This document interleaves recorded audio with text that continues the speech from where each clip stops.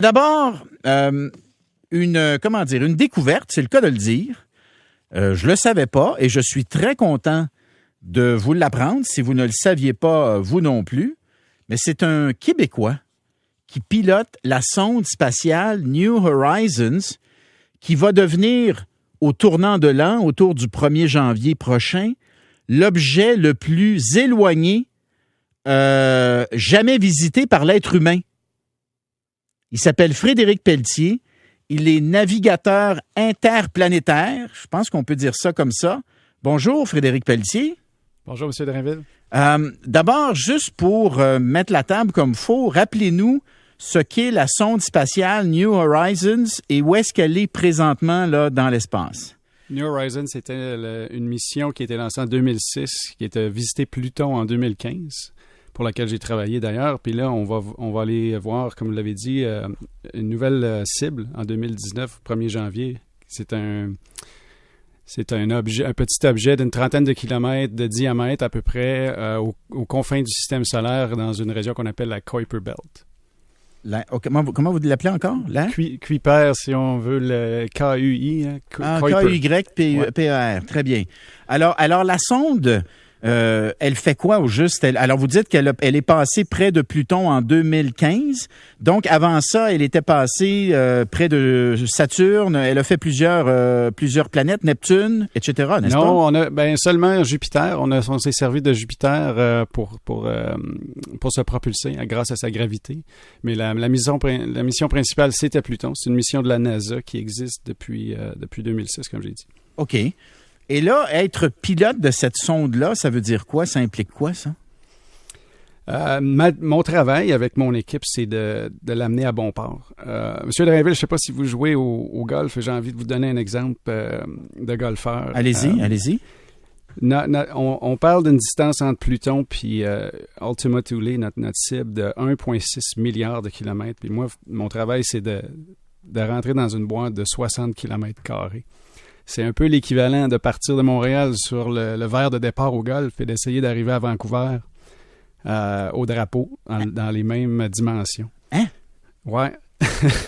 Alors, on va se donner un par 8, mettons, là. Peut-être pas un par 3, là, mais oui. Pour l'instant, on est rendu à 6 coups. Fait que c'est possible encore qu'on ait un eagle, mais sûrement un birdie parce qu'il nous reste une chose à faire possible le 30 décembre pour le dernier ajustement de trajectoire. OK. Donc, décrivez un peu pour les gens qui nous écoutent, puis pour moi, là, à quoi ça ressemble votre travail? Êtes-vous comme devant un écran, puis là, vous avez un joystick, comme on dit, puis là, qu'est-ce que vous voyez? Comment vous guidez cette sonde-là, qui est de la grosseur à peu près d'un camion, hein, c'est ça? Plutôt d'un piano à queue. Il y a une forme triangulaire, là, à peu près de la grosseur d'un piano. OK.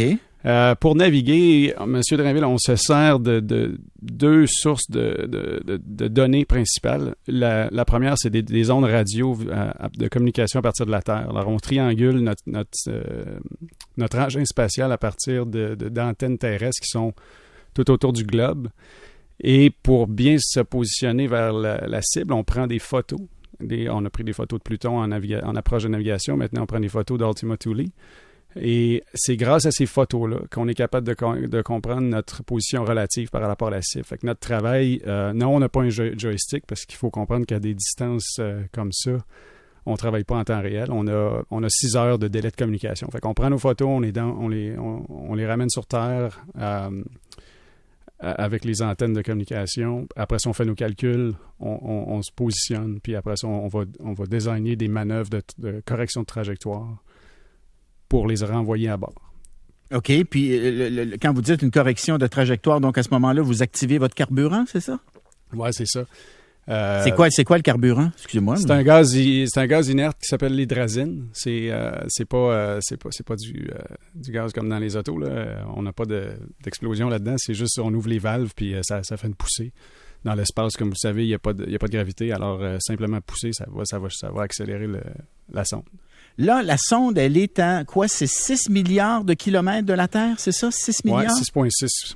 6,6. Et elle a passé devant Pluton en 2015. Et là, elle est à combien de centaines ou de milliers de kilomètres de Pluton? Il nous reste un bon millier de kilomètres à parcourir, je pense, à peu près. On voyage faut comprendre qu'on voyage à 50 000 km/h, un petit peu plus vite que sur les autoroutes de Montréal.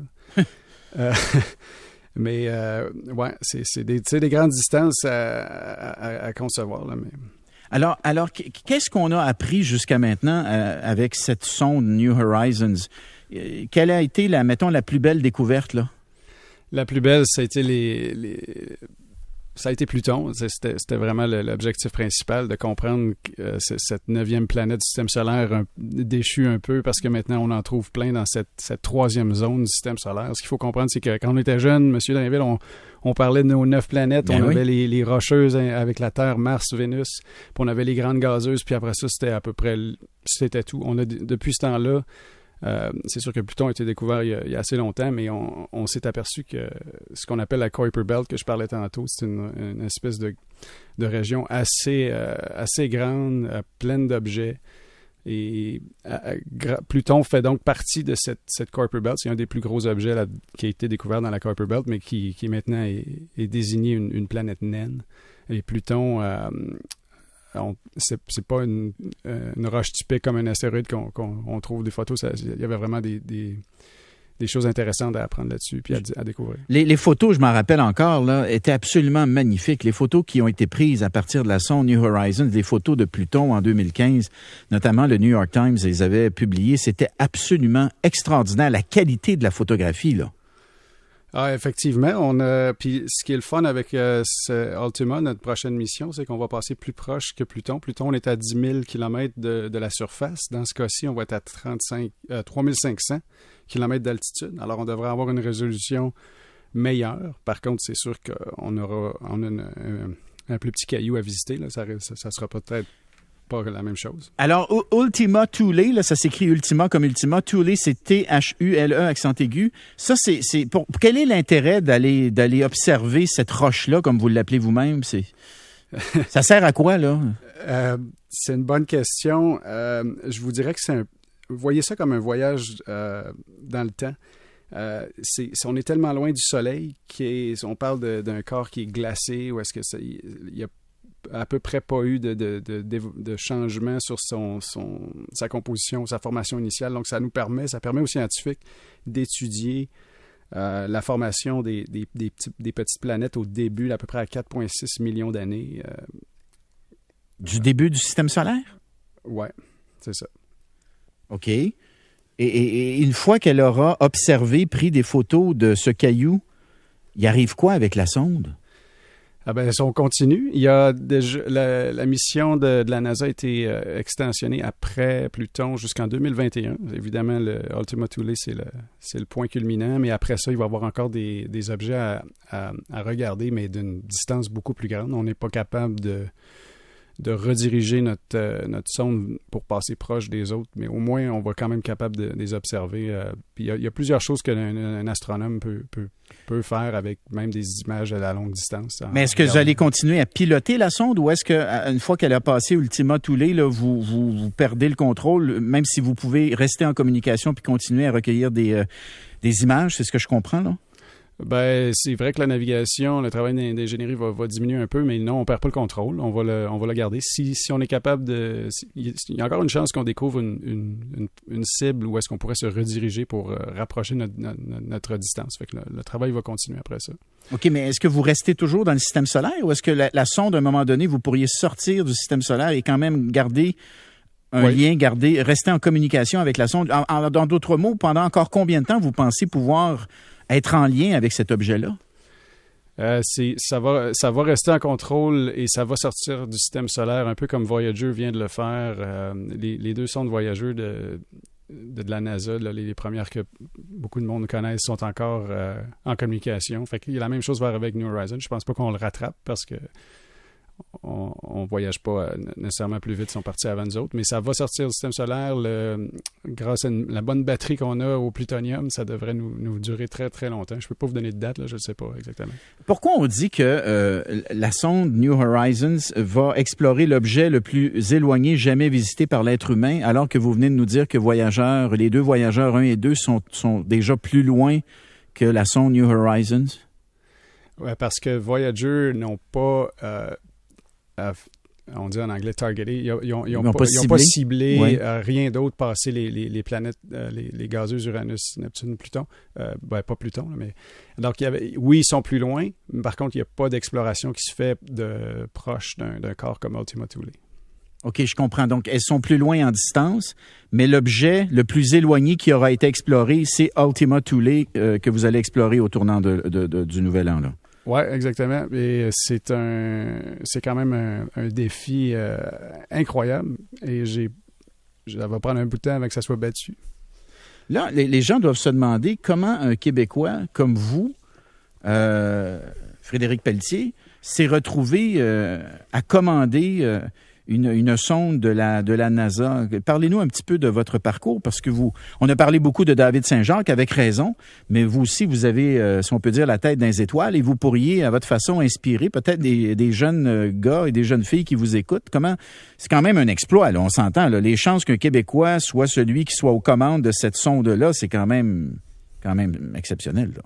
Ouais, je pense que oui. Merci de le mentionner. J'ai travaillé depuis mes études graduées aux États-Unis, donc je travaillais à la NASA directement. J'ai transféré au Québec parce que mon employeur, qui est un contracteur, a parti un nouveau projet pour lequel je fais partie maintenant. Puis tout de suite après New Horizons, je vais passer là-dessus. Ça s'appelle North Star. C'est un projet qui est montréalais et qui veut mettre en orbite plusieurs satellites pour observer la Terre et les débris spatiaux qui orbitent autour de la Terre. Donc, on revient à des distances plus familières, là. Mm-hmm. Mais il y a beaucoup d'analogies qui se fait dans le travail de navigateur interplanétaire pour un projet comme North Star. Mais vous avez quoi comme formation, là, mettons? Je suis ingénieur en aérospatial. De l'Université du Texas à Austin. Donc, après mes études à l'Université Laval à Québec, je suis un gars de Québec, je suis parti aux États-Unis pour... ça avait l'air intéressant, c'était le fun, un jeune qui veut faire quelque chose, puis après, j'ai comme trouvé mon chemin là-dedans parce que j'ai fait ma recherche pour la NASA, puis ils m'ont aimé, fait que j'ai parcouru là-dedans pendant une 10-15 ans à faire ça là-bas. Fait que vous auriez pu rester aux États-Unis, vous, là? Oui, j'aurais pu, mais... c'est drôle de demander ça. Il y a beaucoup de personnes qui disent, mais voyons, Fred, j'étais en Californie, d'ailleurs, c'est sûr qu'il fait beau là-bas, c'est le fun. Mais après avoir fait une dizaine d'années, on se dit, sont où mes racines, premièrement, puis je l'ai fait. Je passe à d'autres choses. Est-ce que c'est... écoutez, donc vous allez vous occuper des satellites, vous dites, là, avec la compagnie North Star. Oui. Tout ce travail-là que vous avez fait avec la sonde New Horizon, est-ce que ça vous amène un peu philosopher sur, par exemple, l'origine de la vie ou encore l'existence de la vie ailleurs que sur notre planète? Est-ce que... Parce que j'imagine, veux pas, quand tu travailles comme ça, ça t'amène à te poser ces questions-là, non? Oui, c'est évident. Depuis que je suis tout petit, je pense que je me pose ces questions-là. Je suis content de travailler dans le monde de l'exploration spatiale parce que c'est un peu ce qui me fait vibrer. J'ai pas nécessairement les réponses à mes questions, mais j'aimerais beaucoup ça, avoir participé à l'exploration spatiale qui va mener à la découverte de la vie ailleurs. Moi, je crois fermement qu'on n'est pas seul au monde. C'est vrai? Oui. Dans votre esprit, c'est réglé, ça? Il y a de la vie ailleurs. Maintenant, il s'agit juste... soit on la trouve, soit elle nous trouve. Oui, c'est ça. L'immensité de l'univers est tellement grand. Même à Ultima Thule ou Pluton, ça reste une échelle très minuscule comparé à l'univers. Alors moi, il y a tellement d'étoiles partout, de galaxies. Ça se peut pas qu'il y ait pas d'autre chose. C'est mon avis, là, mais... Est-ce que ça va... la prochaine étape pour vous, là, parce que si je comprends bien, une fois que vous aurez passé Ultima Thule, est-ce que vous restez au projet de New Horizons ou vous pensez à autre chose, là? Non, je passe à North Star. Vous pensez à North Star. Alors, donc, New Horizons, ça va être fini. Pas sans moi, là, mais ils vont continuer. Je passe à North Star, puis on va essayer de... ça serait le fun de se reparler même là, sur ce projet-là avec North Star parce que c'est excitant ce qui se passe là. Alors, est-ce que vous pourriez éventuellement être appelé à travailler sur d'autres projets, comme par exemple celui d'envoyer une mission habitée sur Mars? C'est toujours possible. Je pense que on verra, mais pour les prochaines années, je vais me concentrer sur North Star. On ne peut pas tout faire en même temps, mais oui, j'ai pas dit non à continuer dans l'exploration interplanétaire. C'est sûr que c'est fascinant. Parce que j'imagine que la NASA, visiblement, ils sont plutôt heureux de votre rendement. Sinon, ils ne vous auraient pas gardé si longtemps. Ils pourraient éventuellement vous rappeler pour vous donner d'autres responsabilités, non? Oui, c'est possible. So far, so good. Je pense qu'ils sont contents, effectivement. Moi, je suis content aussi d'avoir fait mon bout de chemin avec eux. J'ai fait plusieurs missions. C'est pas la première que je fais. J'ai fait Saturne, j'ai fait Mars. Qu'est-ce que vous voulez dire, vous avez fait Saturne? J'ai travaillé sur une mission qui s'appelle Cassini. J'ai commencé ma carrière là. En fait, il y en a une autre avant ça qui s'appelait NEAR, qui était une mission vers un astéroïde. Mais comme étudiant, alors j'étais là-dessus. Mais la mission Cassini, qui a visité Saturne pendant plusieurs années, c'était un orbiteur. Alors on visitait toutes les lunes autour. C'était fascinant, c'était le fun. Vous avez travaillé sur Cassini? Oui. Pendant peut-être un bon 7-8 ans. Au travers de ça, j'ai fait l'atterrissage de Curiosity sur Mars. Je ne me souviens plus quelle année, là, mais ça fait pas très longtemps. Oui, le petit robot, là. Oui. Mais qui marche encore, d'ailleurs, non? Ouais, je pense que oui. Oui. Je sais que mes anciens collègues de ça sont en train de travailler sur la mission Mars 2020, 2020. La NASA va répéter un peu l'exploit qu'ils ont fait avec Curiosity. Aïe, c'est un parcours incroyable. Je suis surpris qu'on vous connaisse pas davantage. En tout cas, moi, je suis très content de vous avoir connu et je suis certain qu'il y a plein d'auditeurs qui ne vous connaissaient pas comme moi, qui sont très heureux de savoir que vous existez. Mon cher Pelletier, je trouve ça vraiment extraordinaire qu'un Québécois ait fait autant de chemin. Puis là, j'apprends pour Curiosity, puis j'apprends pour Cassini également. Ben, écoutez, on est content de vous rapatrier. En tout cas, moi, je trouve ça formidable que vous veniez travailler pour une entreprise québécoise qui va travailler donc dans le domaine des satellites, North Star. Et puis, au plaisir de se reparler, mon cher Frédéric Pelletier. Donc, navigateur interplanétaire, c'est le cas de le dire.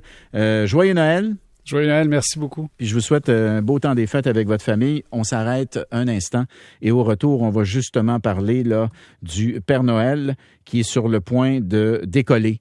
Et on va parler à quelqu'un de chez NORAD là, qui va nous dire là où en sont les préparatifs pour le vol du Père Noël. Hein? C'est important là, qu'on sache là, où est-ce qu'il en est rendu le Père Noël dans ses préparatifs dans un instant.